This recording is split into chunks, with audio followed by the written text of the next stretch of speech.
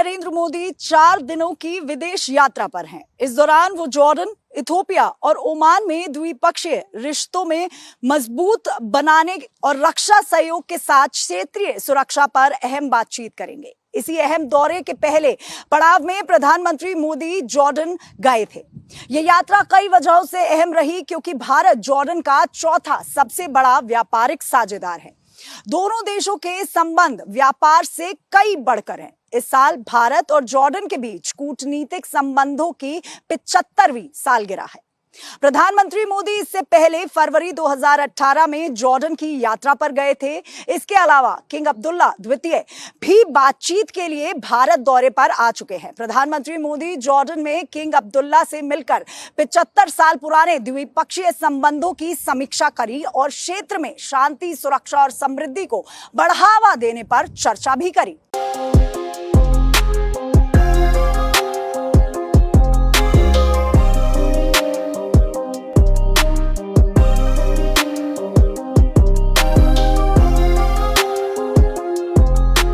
PM Modi का विदेश दौरा।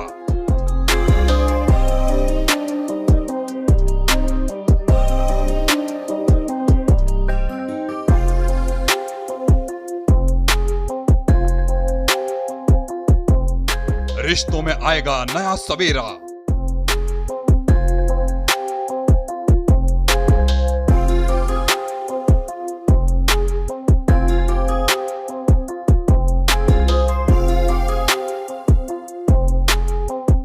जॉर्डन में किंग से मुलाकात।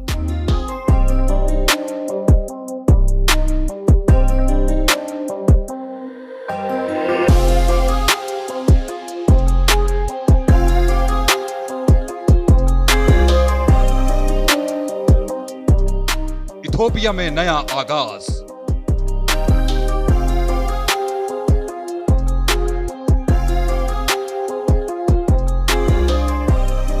Modi ji is visiting Ethiopia on 16th and 17th of December, and this visit is going to discuss on the entire gamut of relationship between both the countries.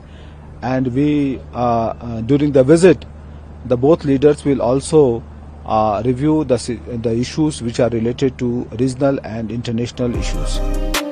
Oman में दोस्ती की वर्षगांठ।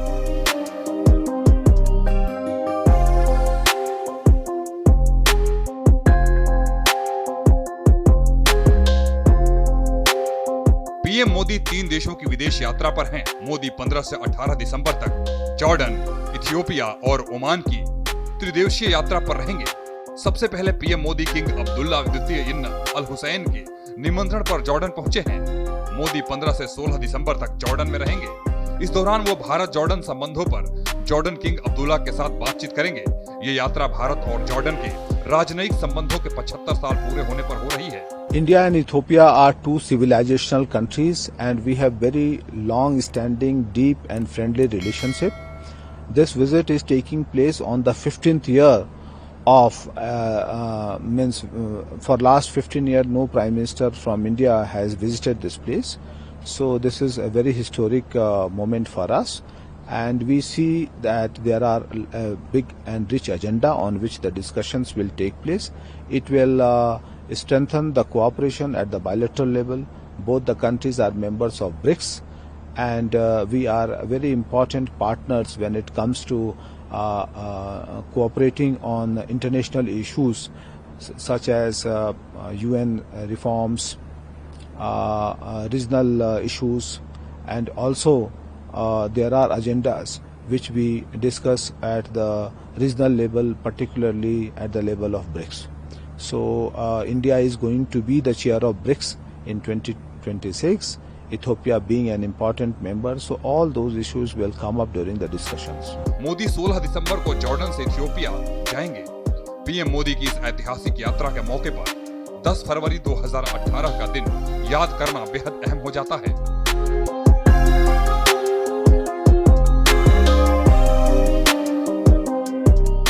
इस दिन PM Modi फिलिस्तीन की ऐतिहासिक यात्रा पर जा रहे हैं। उस समय भारत से फिलिस्तीन जाने की कोई सीधी उड़ान नहीं थी। इसी वजह से मोदी का विमान जॉर्डन की राजधानी अम्मान में उतरा। ये यात्रा केवल 2 घंटे की ट्रांजिट विजिट थी। आमतौर पर ऐसे स्टॉप पर सिर्फ औपचारिक अधिकारी मिलते हैं, लेकिन इतने कम समय के बावजूद जॉर्डन के किंग अब्दुल्ला मोदी से मिलने पहुंचे। दोनों नेताओं की मुलाकात एयरपोर्ट के पास ही हुई।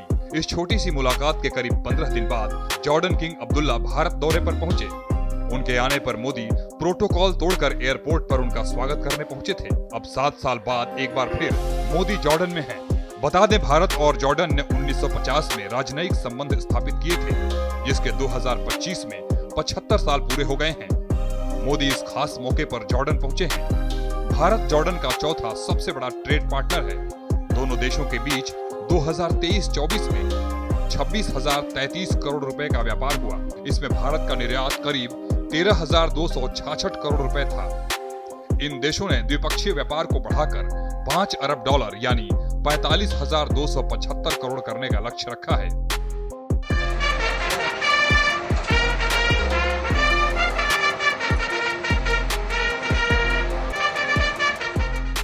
भारत जॉर्डन से बड़ी मात्रा में रॉक फॉस्फेट और फर्टिलाइजर का कच्चा माल खरीदता है। भारत के कुल रॉक फॉस्फेट आयात में जॉर्डन की हिस्सेदारी करीब 40% है। दूसरी तरफ जॉर्डन भारत से मशीनरी, पेट्रोलियम, अनाज, रसायन, मीट, ऑटो पार्ट्स और उद्योगों से जुड़े उत्पादों का आयात करता है। भारतीय कंपनियों ने जॉर्डन के फॉस्फेट और टेक्सटाइल सेक्टर में $1.5 अरब से ज्यादा का निवेश किया है।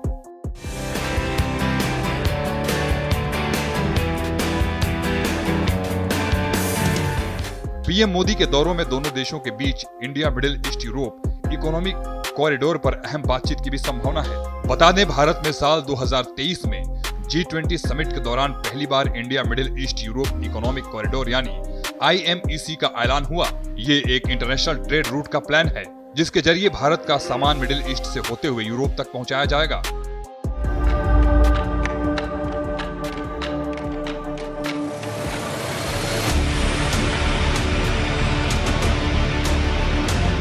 PGII आने वाले समय में भारत, पश्चिम एशिया और यूरोप के बीच इकोनॉमिक इंटीग्रेशन का प्रभावी माध्यम होगा। IMEC को चीन के बेल्ट एंड रोड इनिशिएटिव यानी BRI का विकल्प बताया जा रहा है। BRI भी एक इंटरनेशनल रूट है, जिसमें एशिया, अफ्रीका और यूरोप को जोड़ने का प्लान है। इसकी शुरुआत 2013 में हो चुकी है। IMEC के ऐलान के करीब 1 महीने बाद 7 अक्टूबर को हमास में इजराइल पर हमला शुरू कर दिया था। इससे IMEC के भविष्य पर सवाल उठाए जाने लगे। 2 साल बाद गाजा जंग के रुकते ही एक बार फिर से ये कॉरिडोर चर्चा में आ गया है। IMEC कॉरिडोर में भारत, संयुक्त अरब अमीरात, सऊदी अरब, Jordan, Israel, Greece, Italy, France, America, Europe union और जर्मनी शामिल है। इसका मकसद यूरोप, मिडिल ईस्ट और भारत के बीच व्यापार को बढ़ाने के लिए एक ट्रेड रूट तैयार करना है।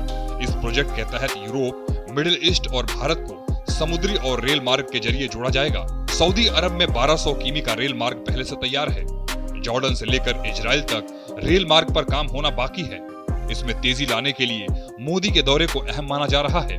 IMEC को यूरोप और साउथ एशिया को सीधा जोड़ने वाला नया ट्रेड रूट माना जा रहा है। अभी भारत से यूरोप तक कार्गो स्वेज कैनाल और लाल सागर से होकर गुजरता है। ये समुद्री रूट लंबा और भीड़ भाड़ वाला है।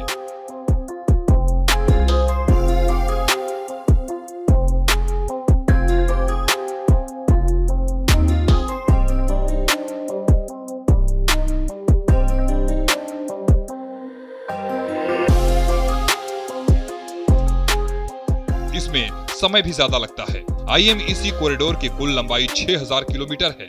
इसमें यूरोप से इजराइल और UAE से भारत के बीच 3500 किलोमीटर लंबा समुद्री मार्ग भी शामिल है। भारत से कार्गो पहले समुद्री रास्ते से UAE या सऊदी अरब पहुंचेगा। वहां से रेल के जरिए जॉर्डन और इजराइल होते हुए सीधे यूरोप तक भेज दिया जाएगा। अटलांटिक काउंसिल की रिपोर्ट के मुताबिक कॉरिडोर बनने के बाद भारत से यूरोप तक सामान पहुंचाने में करीब 40% समय बचेगा। साथ ही लागत में भी 30% की कमी आएगी। इस बीच बता दें कि जॉर्डन के किंग अब्दुल्ला द्वितीय को पैगंबर हजरत मोहम्मद साहब का सबसे करीबी वंशज माना जाता है। उनका संबंध सीधे हाशमी वंश से है। मोहम्मद साहब कुरैश कबीले से थे। कुरैश कबीले की एक शाखा बनु हाशिम थी। इसी बनु हाशिम से हाशमी वंश शुरू हुआ, जिसे इस्लाम में सबसे प्रतिष्ठित वंश माना जाता है। पैगंबर मोहम्मद साहब की बेटी हजरत फातिमा, उनके दामाद हजरत अली, उनके बेटे हसन और हुसैन आगे चलकर कई पीढ़ियों बाद मक्का के शरीफ बने। मक्का के शरीफ ही बाद में हाशमी राजवंश के शासक बने। जॉर्डन के शासक हाशमी राजवंश से आते हैं। इस राजवंश ने करीब 700 साल तक मक्का पर शासन किया। पहले जॉर्डन के राजा शरीफ हुसैन बिन अली थे। मौजूदा राजा अब्दुल्ला द्वितीय उन्हीं के पड़पोते हैं। इस तरह उनका वंश सीधे पैगंबर मोहम्मद साहब से जुड़ता है। जॉर्डन एक संवैधानिक राजशाही है, जहां राजा बनने की प्रक्रिया संविधान में तय है। जॉर्डन का संविधान कहता है कि सत्ता का उत्तराधिकारी हाशमी राजवंश से ही होगा और राजगद्दी पिता से बेटे को मिलेगी। जॉर्डन मिडिल ईस्ट का इकलौता देश है जिसे नो आयल देश कहा जाता है। हालांकि इजराइल, लेबनान, यमन और बहरीन जैसे देशों में भी तेल का उत्पादन लगभग न के बराबर होता है, लेकिन इन देशों में थोड़ा बहुत तेल होने से भविष्य में ज्यादा तेल होने की संभावना है, इसलिए ये देश नो ऑयल देश नहीं कहे जाते। दरअसल मिडिल ईस्ट के जिन देशों में तेल के विशाल भंडार हैं, वहाँ करोड़ों साल पहले समुद्र मौजूद था। समुद्री जीव मरने के बाद वहाँ के तलछटी चट्टानों में कीचड़, रेत और मिट्टी के साथ दबकर तेल में बदल गए। दूसरी तरफ जॉर्डन का ज्यादातर हिस्सा रेगिस्तानी और पहाड़ी चट्टानों से बना है, जो समुद्र के नीचे नहीं था, इसलिए यहाँ तेल बनने की प्रक्रिया नहीं है। तेल न होने के बावजूद जॉर्डन के पास फॉस्फेट और पोटैश की अच्छी मात्रा है। ये दोनों उर्वरकों में इस्तेमाल होते हैं और जॉर्डन की अर्थव्यवस्था के लिए बहुत अहम है। बता दें, जॉर्डन में करीब 17,500 भारतीय लोग रहते हैं, जो ज्यादातर गारमेंट, कंस्ट्रक्शन और मैन्युफैक्चरिंग के क्षेत्रों में हैं और यूएन और दूसरे बहुपक्षीय संगठनों में काम भी करते हैं। Bureau report, Bharat express.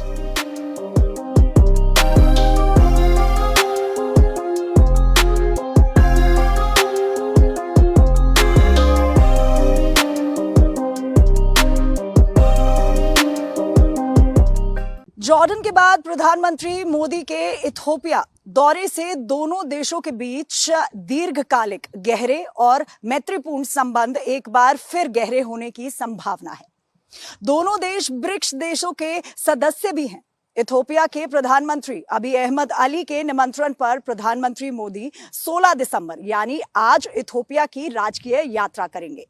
प्रधानमंत्री मोदी बतौर प्रधानमंत्री पहली बार इथियोपिया का दौरा करेंगे। पीएम मोदी की यात्रा के दौरान प्रधानमंत्री अली के साथ भारत इथियोपिया द्विपक्षीय संबंधों के सभी पहलुओं पर व्यापक चर्चा करेंगे।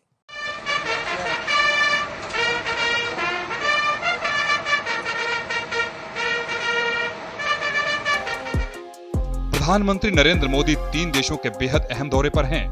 4 दिन की इस यात्रा के दूसरे पड़ाव में पीएम मोदी इथियोपिया पहुंचेंगे।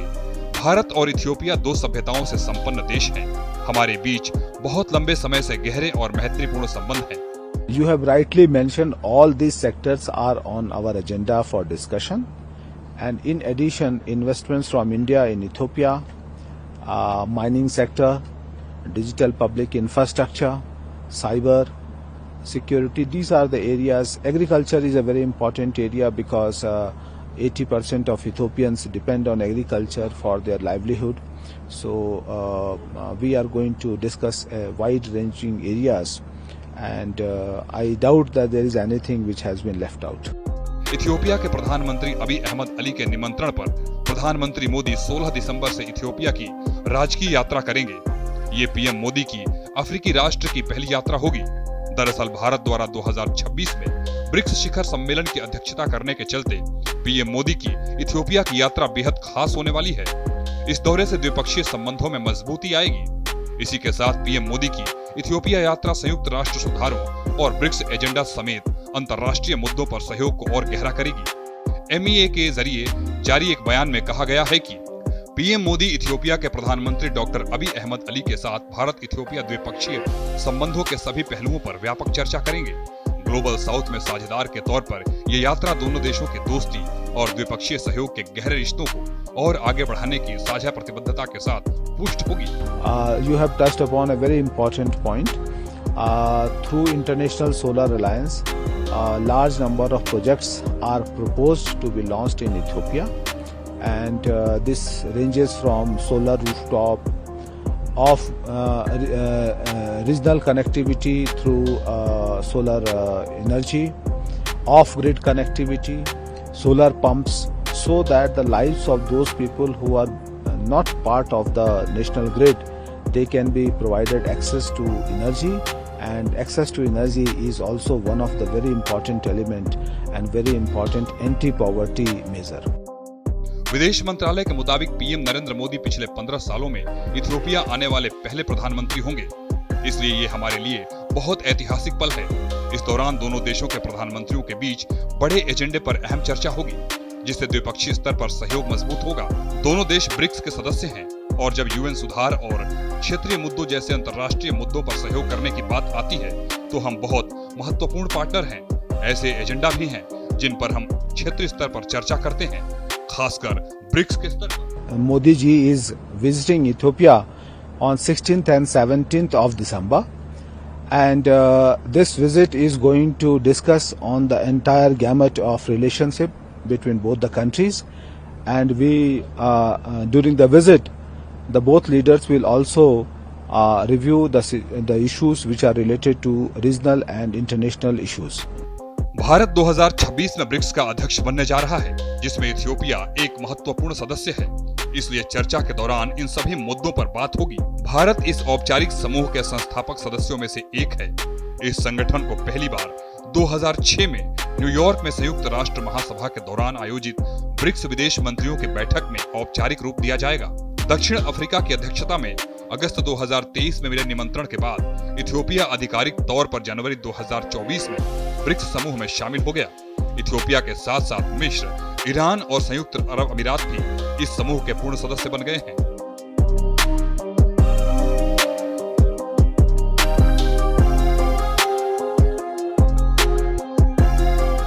प्रधानमंत्री मोदी की ओमान यात्रा के दौरान भारत ओमान व्यापक आर्थिक साझेदारी समझौते को अंतिम रूप दिया जा सकता है।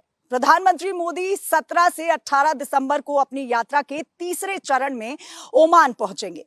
प्रधानमंत्री की ओमान यात्रा के दौरान भारत ओमान व्यापक आर्थिक साझेदारी समझौते को अंतिम रूप दिया जा सकता है। भारत और ओमान के बीच दीर्घकालिक और बहुआयामी रणनीतिक साझेदारी है। दोनों देशों का व्यापारिक रिश्ता भी बेहद मजबूत है। यही वजह है कि दोनों ही देश व्यापक आर्थिक साझेदारी समझौता करने को बेहद इच्छुक हैं। भारत और ओमान के द्विपक्षीय रिश्ते को 70 साल पूरे हो गए हैं, जिसके उपलक्ष्य में प्रधानमंत्री मोदी ने ओमान जाने का फैसला किया है।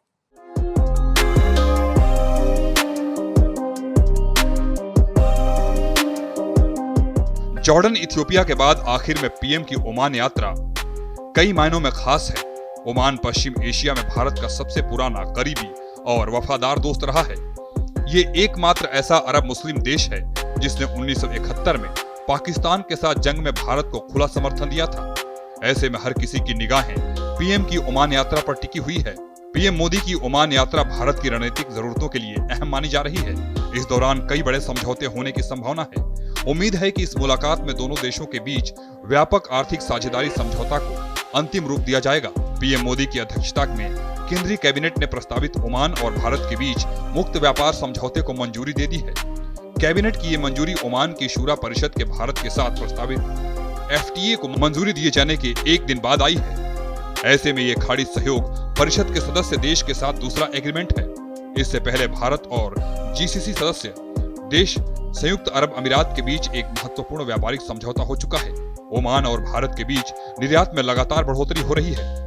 दोनों देशों के बीच 2024-25 में आपसी व्यापार 10.61 अरब डॉलर तक पहुंच गया है।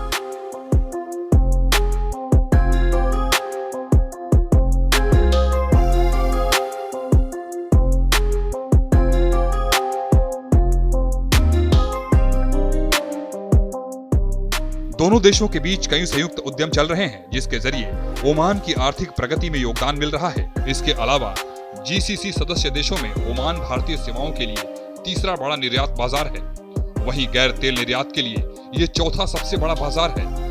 गैर तेल निर्यात के लिए 3 सबसे बाजार संयुक्त अरब अमीरात, अमेरिका और सऊदी अरब है। बता दें 1971 युद्ध के दौरान पाकिस्तान ने खुद को इस्लाम के किले के रूप में दर्शाया था। उस वक्त अरब देशों पर भारत का बायकॉट करने का भारी दबाव था। ओमान के सुल्तान कबूस बिन सईद ने अपना रुख स्पष्ट किया कि वो भारत का समर्थन करेगा और उसके रणनीतिक हितों के खिलाफ नहीं जाएगा। इसके लिए सुल्तान कबूस बिन सईद को सऊदी अरब और जॉर्डन जैसे देशों की नाराजगी झेलनी पड़ी थी। ऐसे में पीएम मोदी का ये दौरा काफी अहम हो गया है। बता दें कि पीएम मोदी अपने दौरे के अंतिम चरण में 17 से 18 दिसंबर तक महामहिम सुल्तान हैथम बिन तारिक के निमंत्रण पर ओमान का दूसरी बार दौरा करेंगे। ये यात्रा दोनों देशों के बीच राजनयिक संबंधों की 70वीं वर्षगांठ के उपलक्ष्य में आयोजित की जा रही है। बता दें, ओमान अरब दुनिया का सबसे पुराना स्वतंत्र देश है। इसकी लोकेशन रणनीतिक रूप से खास है। ये अरब प्रायद्वीप के दक्षिण पूर्व कोने पर खाड़ी के मुहाने पर मौजूद है। 17वीं शताब्दी के बाद से ओमानी सल्तनत पर एक साम्राज्य था। तब ये फारस की खाड़ी और हिंद महासागर में प्रभाव के लिए पुर्तगाली और ब्रिटिश साम्राज्यों के साथ मुकाबला करता था। 19वीं शताब्दी में ओमान का विस्तार होर्मुज जलडमरू मध्यम से लेकर ईरान और पाकिस्तान तक और पूर्वी अफ्रीकी तट तक जांजीबार से था। 1970 में अपने पिता को पद से हटाने के बाद सुल्तान कबूस ने इस देश को खोल दिया और आधुनिकीकरण की नीति शुरू की। अब यहाँ लोग गुलाम नहीं थे, जबकि गुलामी कराना कभी इसके व्यापार का एक महत्वपूर्ण हिस्सा था। जनवरी 2020 में सुल्तान कबूस की मौत के बाद उनके चचेरे भाई हैथम बिन तारिक अल सहद गद्दी पर बैठे। कुर्सी संभालने के समय सुल्तान हैथम 65 वर्ष के थे। पीएम मोदी इन्हीं के निमंत्रण पर ओमान की यात्रा कर रहे हैं। Bureau report, Bharat express.